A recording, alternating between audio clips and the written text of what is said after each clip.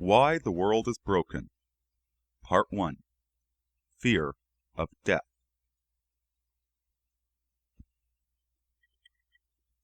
This world is broken.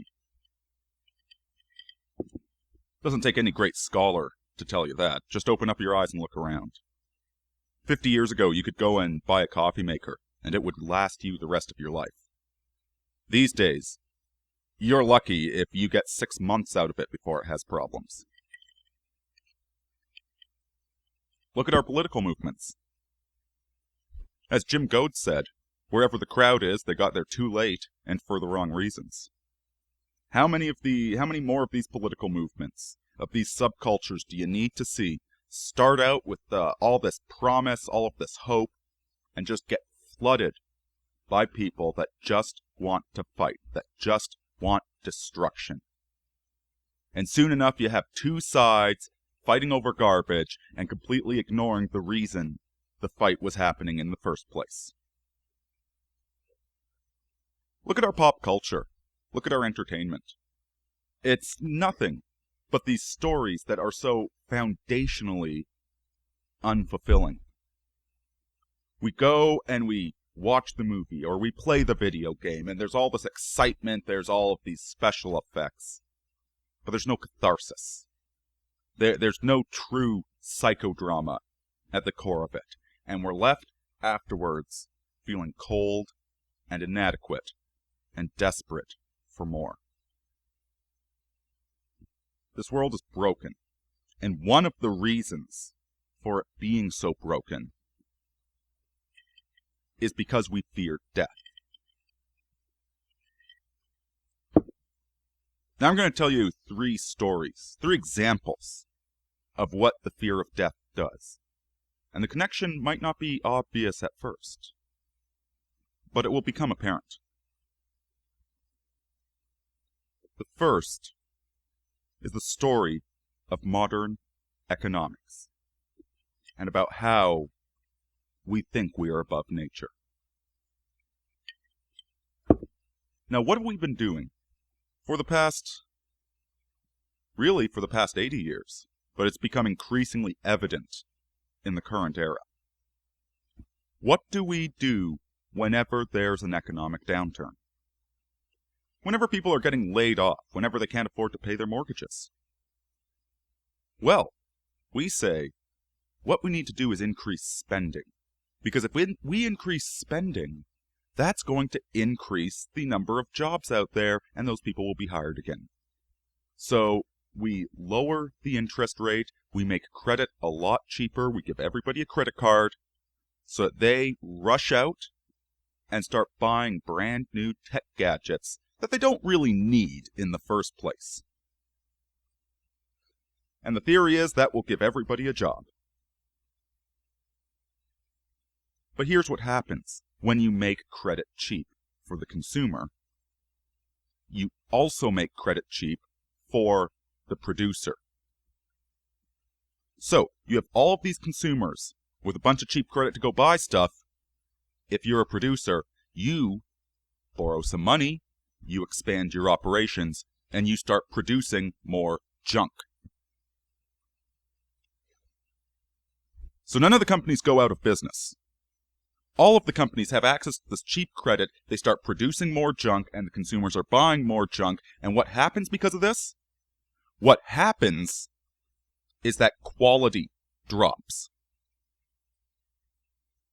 The good companies, to remain competitive with all the cheap companies, the shoddy companies, the fly-by-night operations that should have gone out of business, but don't because they've got cheap credit, to remain competitive with these companies that will not go bankrupt no matter how much they deserve to, the good companies need to lower their standards as well.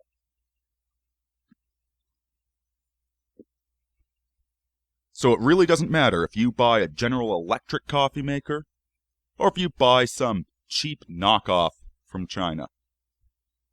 They are both built to the lowest common denominator, because this flooding of cheap credit denies the forces of nature. Sun rises, sun sets. You have a bull economy, and you have a bear economy. The forest grows and becomes dry, and a lightning strike starts a forest fire, clearing the way for the forest to grow anew.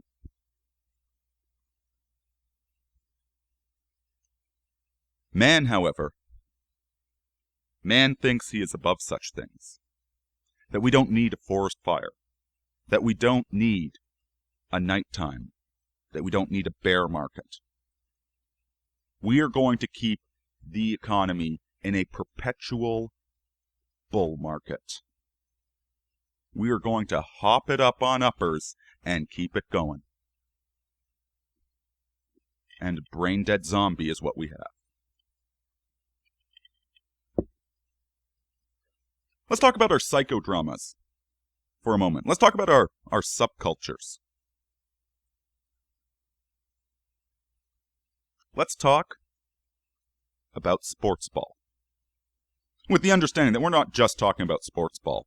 We're talking about every single political movement out there. We're talking about the recent election. We're talking about all of it.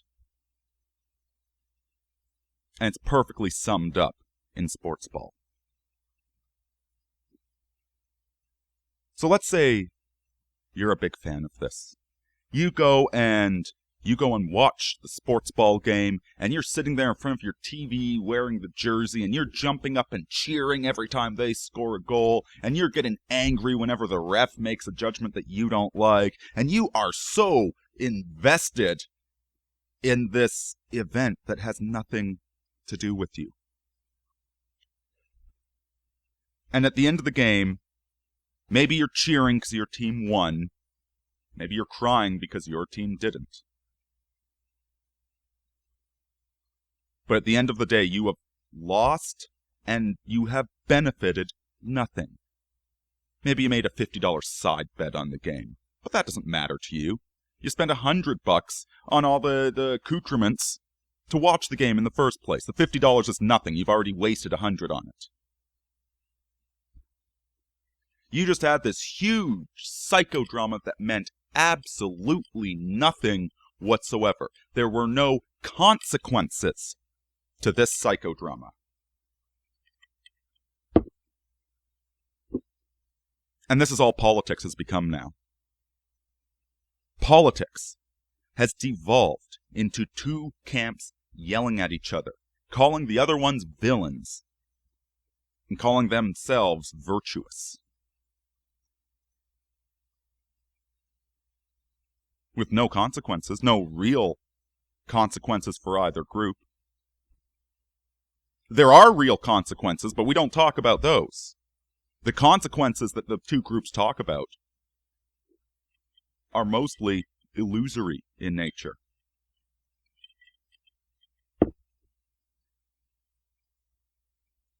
You got these debates happening between atheists and evolutionists and Christians and creationists and feminists and MRAs. And you get all of these debates. And yet neither side could exist without each other. Both sides thrive on outrage. Both of them perpetuate the cycle. There is no ultimate purpose. There is no ultimate end to the sports ball game. It doesn't matter who wins the Stanley Cup. It doesn't matter who wins whatever yearly event it is. There's going to be more sports ball games next year. There is no end state. There is no purpose. The purpose is the existence of the debate itself.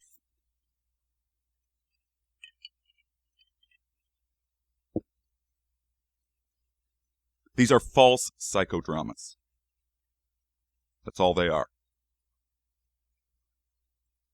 And this spills in to our culture as well. The false psychodrama, the false hero's journey. Now, the hero's journey it's a journey from the regular world into the dark realm, into the spirit world, into the psyche, and it's a return from it. It's the monomyth. And all of our myths stop halfway through.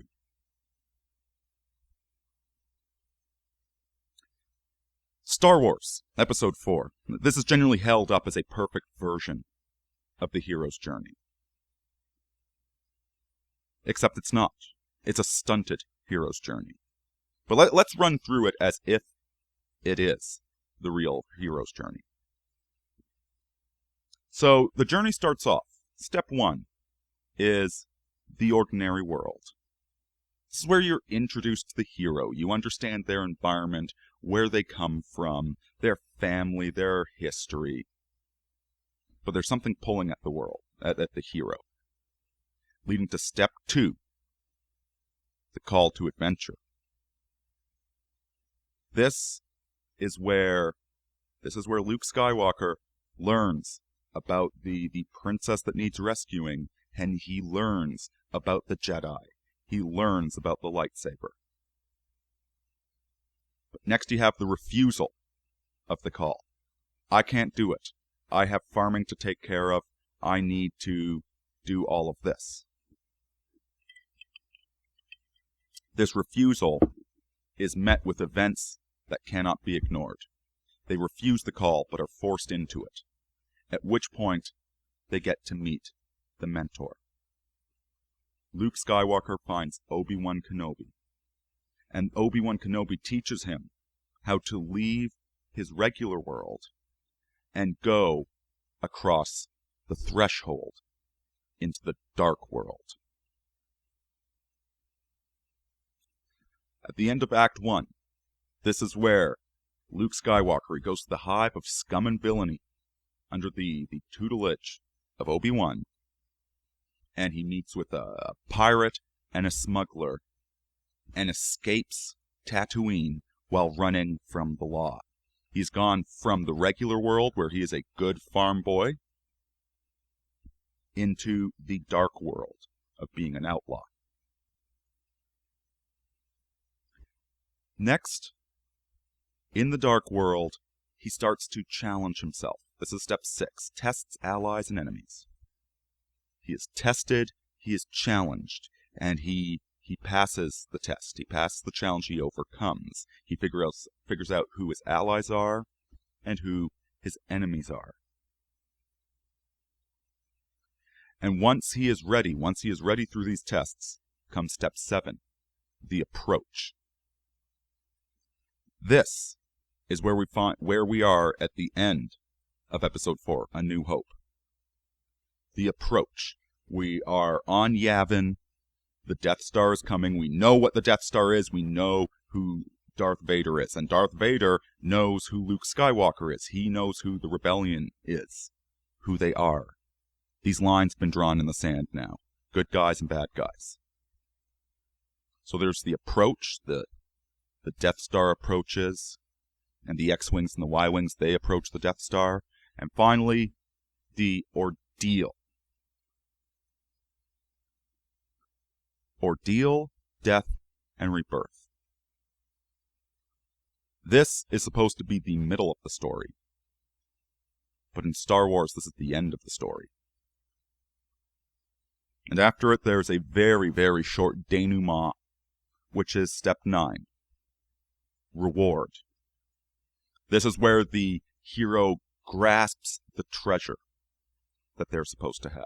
And this is where our movies end. It's very clearly played out like that in Star Wars. But you go and see any Marvel film, and it's the exact same thing.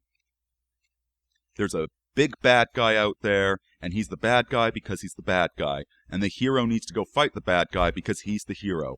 End of story.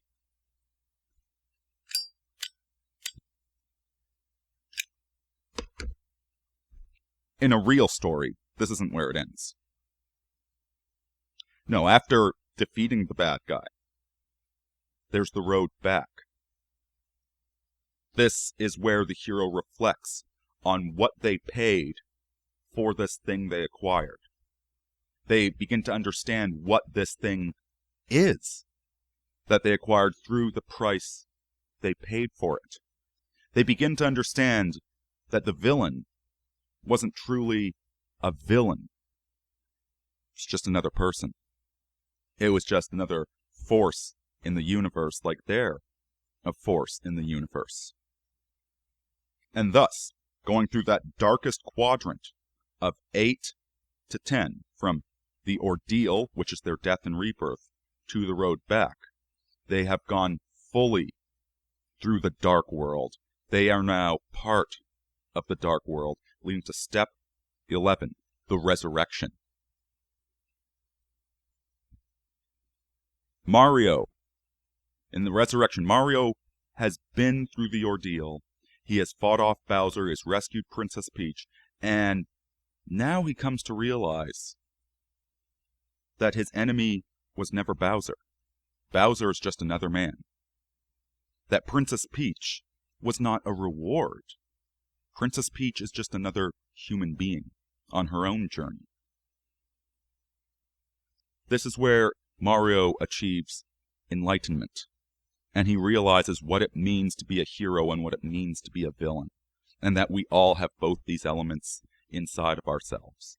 And so finally, 12, he returns with the elixir. He returns to the regular world. He returns to his home. And now he can be a force of wisdom within his own home. He can become the mentor to the next young man that needs to go on the hero's journey.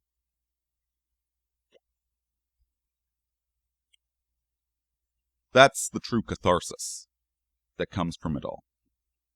It's the realization that every single one of us, we might be the hero of our story, but we're the villain of somebody else's.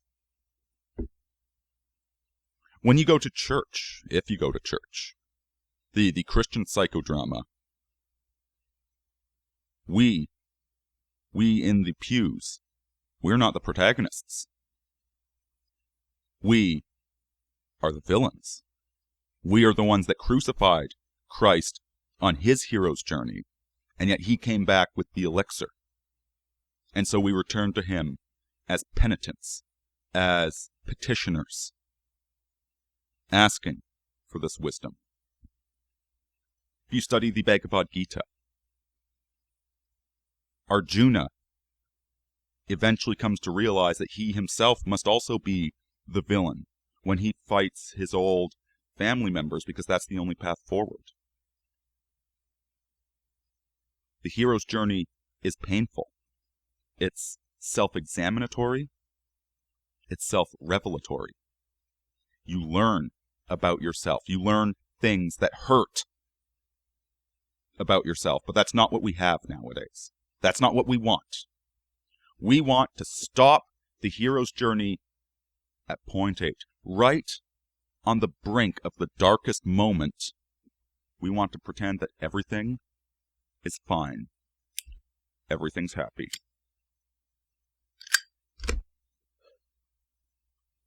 And so we see these perfected idols of the hero who never learn anything about themselves. They never learn anything about the villains. All they learn is that they deserve success. And we walk away angry and bitter that we don't have that same sort of opportunity, that same sort of success in life. We're angry that we don't have an Iron Man suit, that we don't have a lightsaber, that the closest we can get is to pretending to be Luke Skywalker in the movie, pretending to be Iron Man. And so instead of returning with the elixir, instead of examining ourselves and coming away with wisdom, we turn away from death and pretend that everything's just fine as we seethe with bitterness.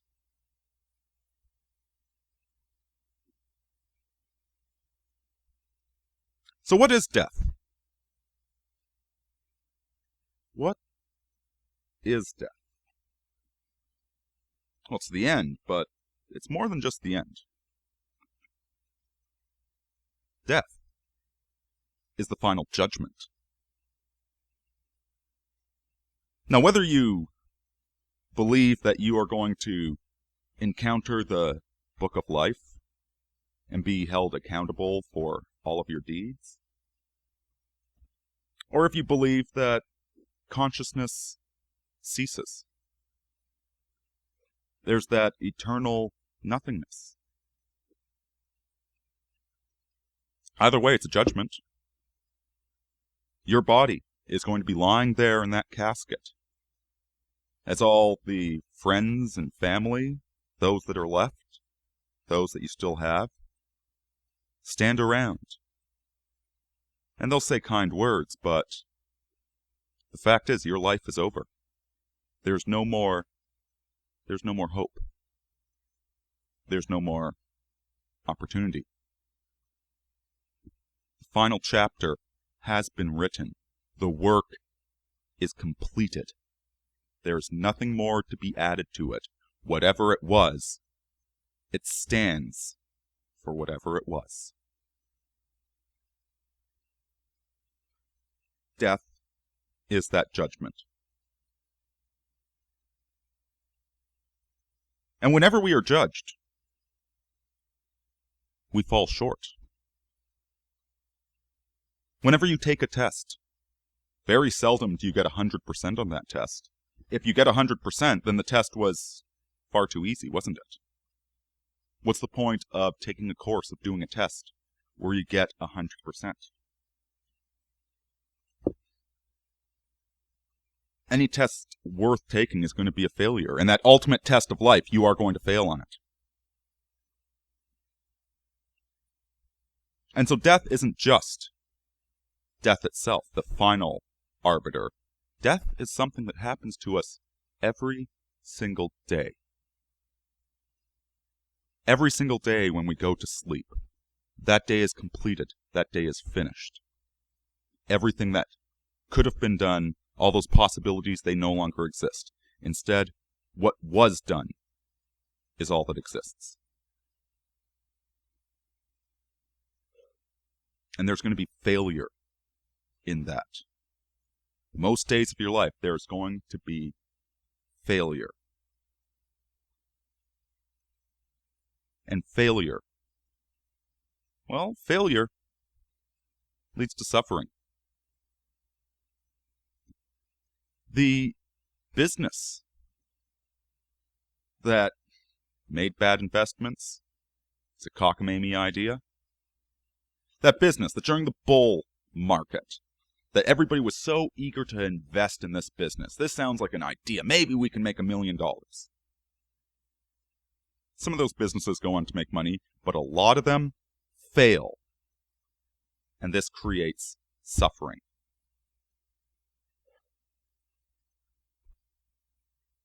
The adventures we make in our own lives, the relationships we build, the friendships we create, some of these dissolve. All things eventually dissolve. Everything falls apart. If it's allowed to. But you see, we fear death. We fear the suffering. We fear the business closing and being laid off. We fear the broken heart, that if we're actually honest and open with somebody, is a distinct result. We fear the suffering of realizing that we ourselves have been villains in some other hero's story. We fear that suffering. We fear that death. And so we turn away from it. We create the economic stimulus to keep all of these companies going so that nobody ever gets laid off, none of these companies ever die. And the economy turns into a zombie economy. We fear failure within our own lives, so we turn to sports ball. We turn to these stories that are truncated halfway through. so that we never have to pay the consequences. We can live vicariously through these heroes. Always be winners as we're living through these heroes. Never be losers, never suffer. And so we never learn. We never actually take the test. We never fail, we never suffer, and we never grow.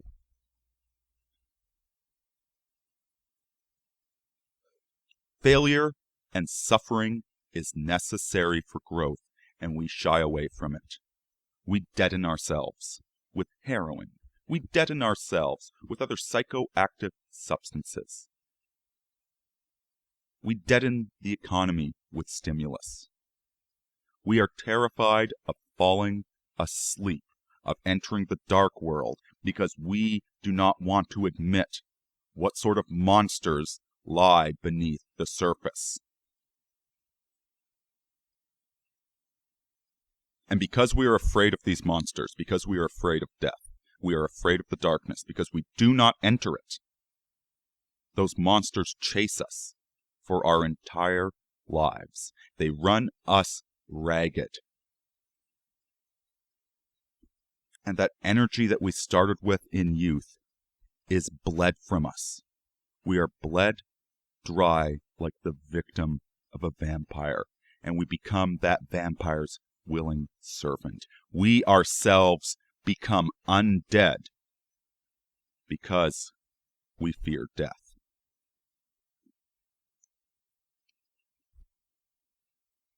The solution is to stare death in the face. The solution is to accept suffering. The solution is to pursue virtue.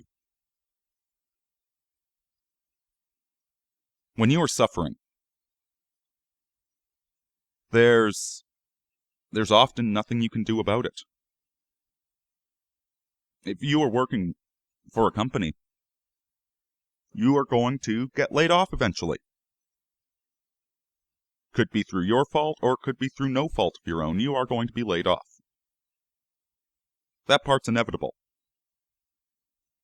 But while you're there, you can work. You can accomplish. You can show virtue. You are going to have a broken heart. And you can ignore this. You can never trust. You can never open your heart. And you can run roughshod over everybody else. You can run from the pain. And then you'll have nothing. And then you'll have created more pain in the process. Or you can trust. You can open yourself. You can accept the darkness, the pain, the monsters. You can take the risk, and you will pay for it. But you can practice virtue. So that when that final examination comes, that final judgment, you know you're going to fall short. That judgment will come for you, and there will be failure. But by confronting death, confronting failure throughout your life, and reacting with virtue, finding that pearl of wisdom, and returning with the elixir, even though it cost you, you can confront death with a peaceful heart.